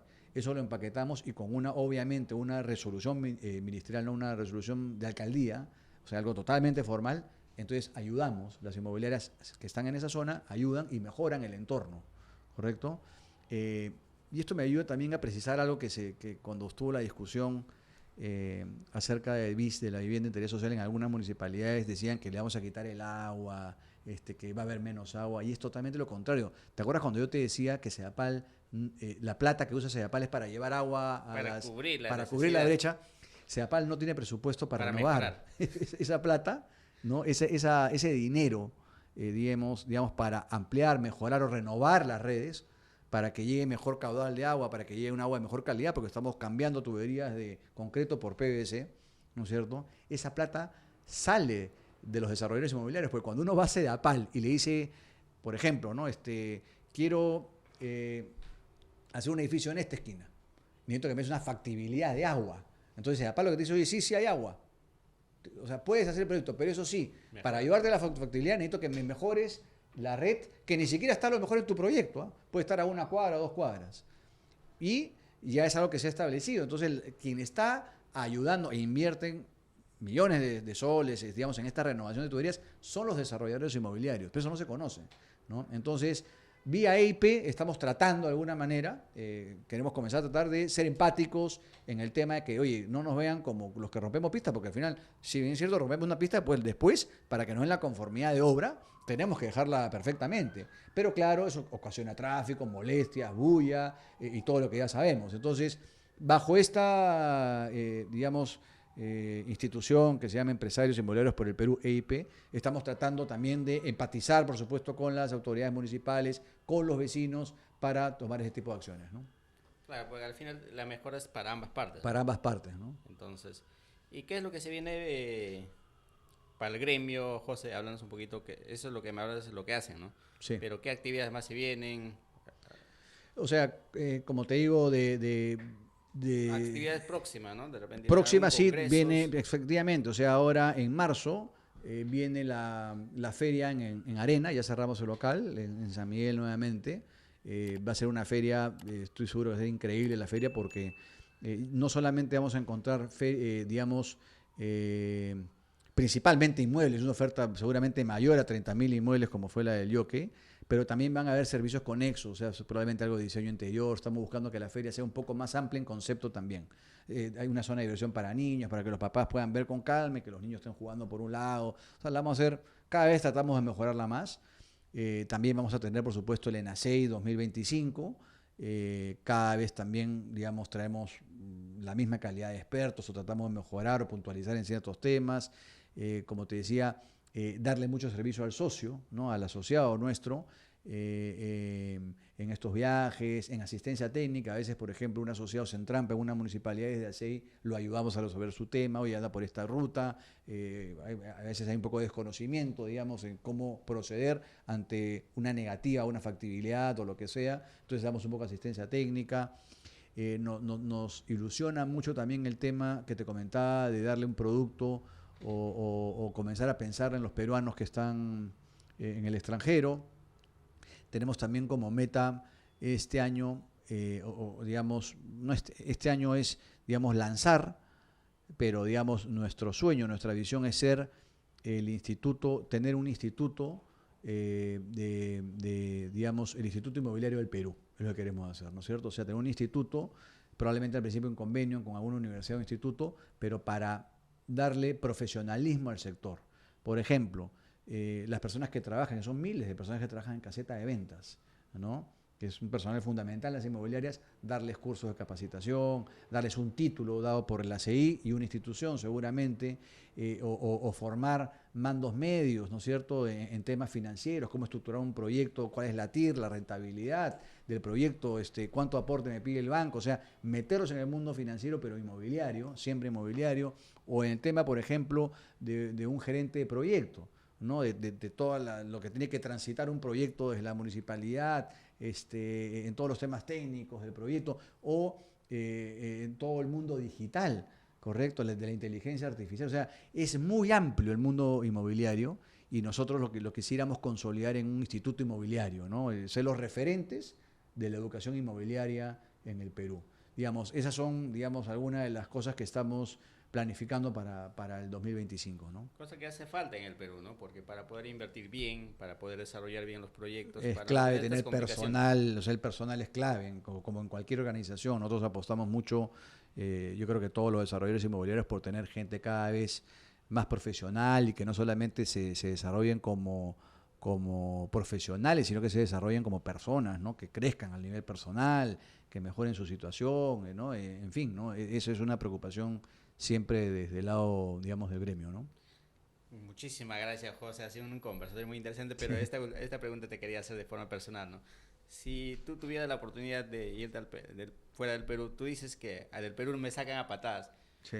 ¿Por qué crees en el Perú? ¿Por qué tus inversiones siempre lo haces en el Perú, ¿no? ¿Qué es lo que te mueve a hacer inversiones en el Perú teniendo las posibilidades también afuera, ¿no?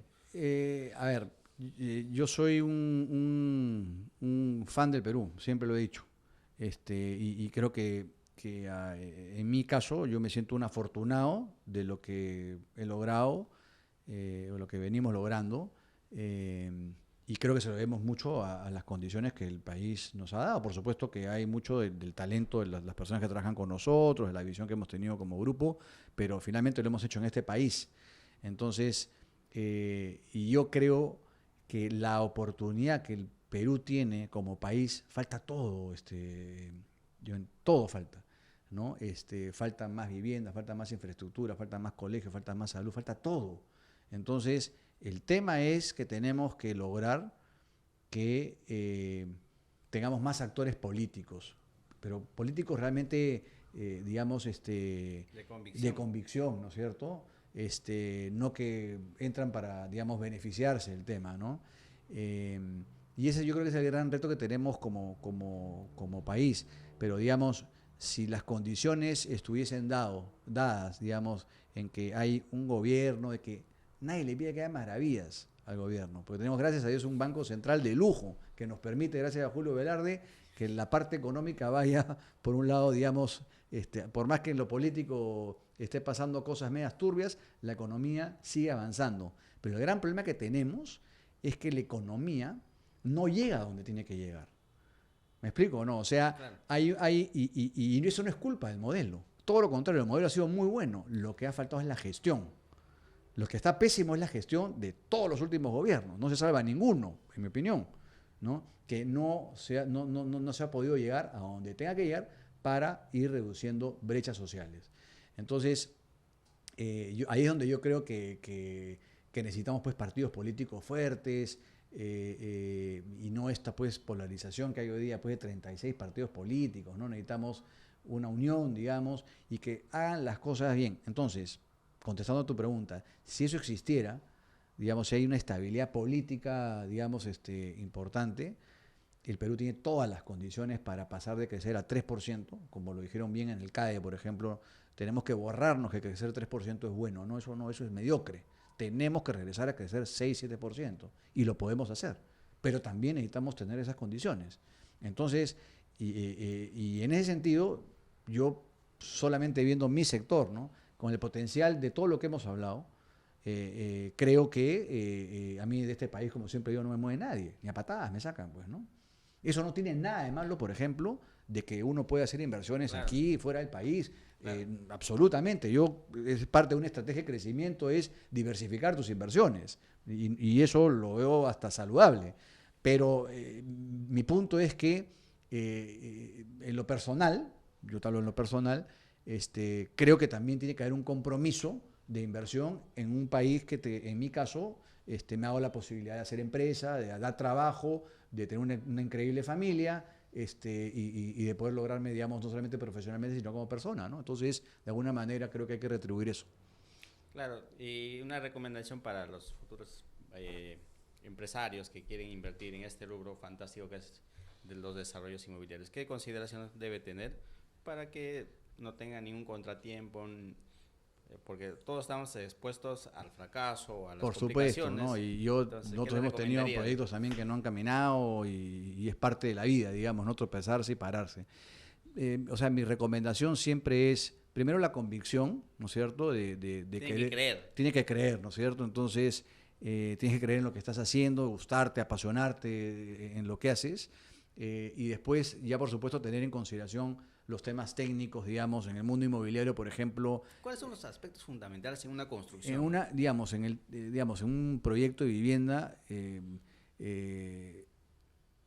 digamos, voy a quitar, porque yo en mis últimas intervenciones me da risa porque siempre decía, tan importante, siempre nos decían, ¿no? En el mundo inmobiliario es ubicación, ubicación y ubicación.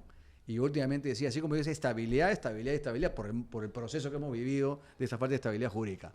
Pero regresando a la pregunta ya técnica, es básico, pues, creer en la ubicación del proyecto que tú estás comprando.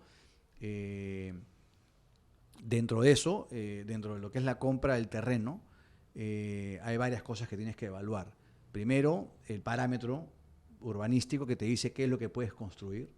Después, hacer un estudio de mercado para ver qué producto es afín a la naturaleza del terreno. Hay proyectos, hay terrenos que tienen naturaleza, digamos, para hacer un centro logístico y pues, me voy a ir para el otro lado, vivienda. Pero entre vivienda es tan amplio que tienes que hacer el mix correspondiente para que tu proyecto sea exitoso. Por ejemplo, determinas que acá va a funcionar un mix de 30% de departamentos de un dormitorio de 35 metros, 40% de dos dormitorios de 55 metros, ¿no? Y 30% de tres dormitorios de 75 metros. Ese es el mix. Entonces, tú eres el que tienes que creer en eso, haber investigado, y eso se lo hace un arquitecto, y el arquitecto ya te hace el diseño del proyecto en función a los parámetros, y, digamos, para tener más seguridad antes de comprar un terreno, nosotros normalmente tratamos de pedir una opción al quien le compramos el terreno para poder hacer las aprobaciones, para no tener sorpresas, en otras palabras, ¿no? Entonces vas a la municipalidad o al revisor urbano, todo lo que hemos hablado, y tú de alguna manera sellas que el terreno que has comprado vas a poder construir la cantidad de metros cuadrados que digamos. Entonces, eso tú ya lo llevas a un perfil económico financiero, ¿no es cierto? Dices, bueno, el terreno lo he comprado a tal precio, en arquitectos me voy a gastar tanta plata, en licencias me voy a gastar tanta plata. Digamos que hay, yo te diría, 3 rubros así en general importantes: el terreno, la construcción y de ahí los gastos inherentes. Y entre los gastos inherentes al proyecto están el arquitecto, las licencias, el gasto de marketing, ventas, hacer una caseta de ventas, poner vendedores, la luz de la caseta, el agua de la caseta, la vigilancia de la caseta, en fin. Y un tema fundamental en esto es la estructura financiera de cómo voy a hacer el proyecto. Claro, porque a veces uno cree que ya compré el terreno, entonces ya puedo construir. No.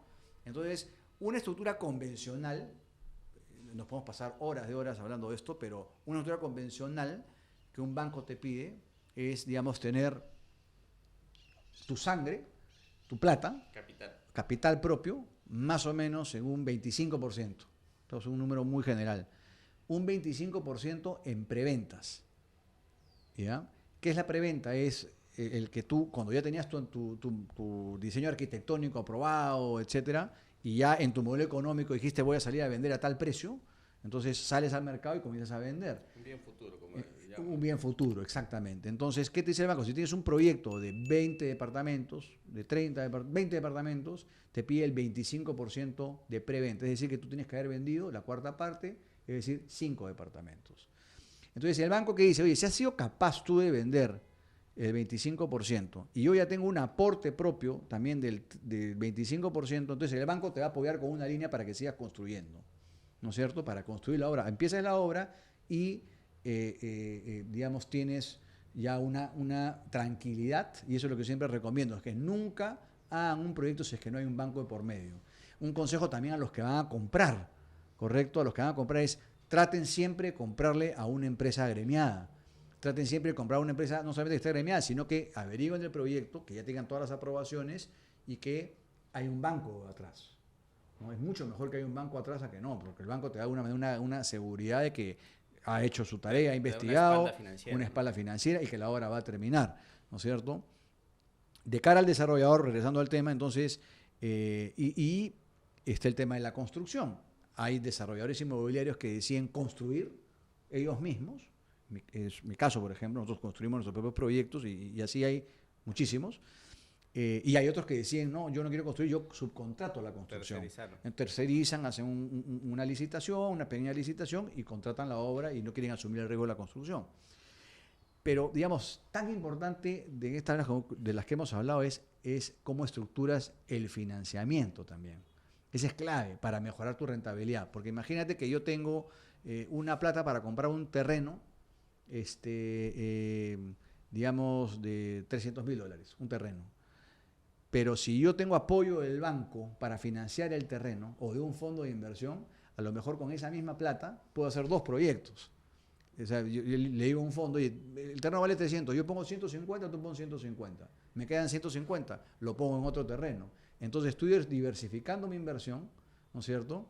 Y puedo hacer que el dinero me rinda doble, ¿no es cierto? Entonces, esa parte también es fundamental entenderla y obviamente estamos hablando de lo básico, claro, pero dentro de ese mundo hay muchas variables, desde la compra del terreno, desde financiar los gastos preoperativos, desde financiar la obra de otras maneras. Entonces el tema es rico, amplio, y por eso que de alguna manera todo esto lo queremos llevar al Instituto Desarrollador Inmobiliario, Ese es ¿no? en el tema de construcción. De construcción. Y en el tema de desarrollos horizontales, ¿cómo se aplicaría esa lógica? Cuando compras un terreno para una habilitación urbana, por Claro. ejemplo, igualito, ahí es clave, por ejemplo, ahí, y yo no soy habilitador urbano, pero escucho mucho a mis amigos que lo son, es clave el tema de la factibilidad de los servicios y de la entrega después, porque por ejemplo te dicen, oye, no hay agua, entonces tienes que hacerlo con fuente propia. ¿Qué es eso? Que tú mismo tienes que hacer tu pozo o hacer tu planta de tratamiento de desagüe, digamos, ¿no? De tratamiento de residuos. Pero el problema no queda ahí, tú la estás operando y lo que toca es entregársela a la entidad para que te la reciba y no te la quieren recibir. Entonces te la quedas operando años de años y le cargas un costo al proyecto que no estaba. Claro. Entonces, en el caso del desarrollo de habilitaciones urbanas, tan clave como siempre es la ubicación del terreno, definir el tamaño del lote, eso todo lo que es tema de producto. Ahí hay un componente también que es financiamiento directo. Casi la gran mayoría de los habilitadores urbanos financian directamente a sus clientes en la compra del lote, ¿no? Y es clave el tema de los servicios públicos. Es clave, ¿no? O sea, el tener la seguridad de que vas a poder, digamos, tienes agua, ya el lote tiene agua y electricidad, y si tú tienes que hacer las obras, ¿cómo es la salida de esas obras? ¿Cómo te las van a recibir? El acceso. ¿Y cuál es la inversión? Por supuesto, porque hacer esas obras de habilitación urbanas no son montos menores, ¿no? Claro, lo vemos en el norte, sobre todo vamos seguido a Huaral y vemos proyectos de ese tipo, ¿no? Sí, Que claro. están desarrollando un montón. Muchísimas gracias, José, por su tiempo, por esta entrevista, por compartir tu conocimiento desde CEI, porque sabemos que es un gremio muy importante en el mundo inmobiliario, porque de alguna manera queremos generar un avance en el tema de bajar las brechas. Tal cual. Entonces, muchísimas gracias por compartir, sobre todo el trabajo, ¿no? Si bien hoy ya tu trabajo es tanto político como gremial también. Es gremial, sí, lo que pasa es empresas, que es gremial, como tú dices, pero me ha tocado, sí, de alguna manera ver algunos temas políticos, ¿no? Propios, pues, del cargo, ¿no? claro, porque muchos empresarios no se quieren involucrar en la política, pero no necesariamente Pero tienen que involucrarse en tal política. cual, o sea, yo te digo, o sea, desde un gremio, desde una empresa uno puede hacer política también, ¿no es cierto? Y desde un gremio más. Pero uno no tiene que ser político, ni ministro, ni congresista, ni alcalde, ni nada para hacer política. Uno puede hacer política de donde está. Yo creo por eso que son buenos, digamos, en cualquier campo. O sea, saludo el hecho que las empresas se agremien, ¿no? Y formen parte de algo que se pueden defender en conjunto y pueden sacar prácticas buenas en conjunto para beneficio del sector, ¿no? Genial, José. Muchísimas gracias. Bueno, la gracias a ti. Un Gracias gustazo por la conversar con entrevista. ustedes. Esto ha sido un contenido más para nuestro canal. Sigan nuestras redes sociales. Déjanos tus redes sociales, José, para que te pueda seguir la comunidad. En realidad manejo LinkedIn, que es J Espantoso, y también de las que son públicas, TikTok. Y ahora y también entiendo que es José Espantoso. Ahí todo seguido me parece que es. Sí. Perfecto. Muchísimas gracias a todos por estar ahí, y también seguimos trabajando para generar más contenido, ¿no? Para el mundo inmobiliario, para las personas, para aportar un poquito, como dice, no tenemos que estar en la política para contribuir un poco a nuestro país, entonces cada Exacto. uno aporta desde donde está, ¿no? Tal cual. Así que muchísimas gracias. Gracias.